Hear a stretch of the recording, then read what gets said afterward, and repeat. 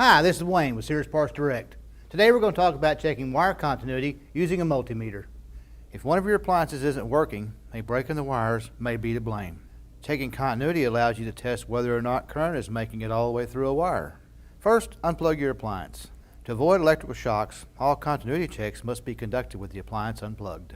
If an electrical part is connected to the wire, the easiest way to check for continuity is through the entire circuit, because both ends of the circuit will be connected to the control board. Access the control board.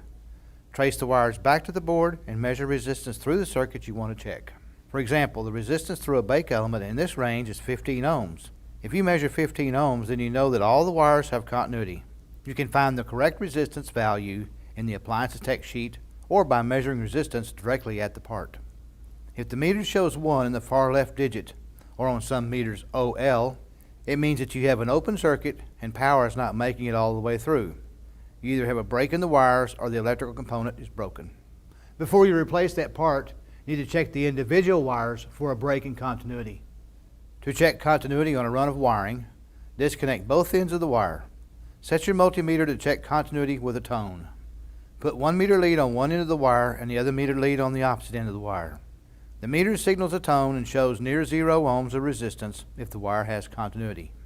After checking continuity on that wire, you should also check for continuity from that wire to the metal frame.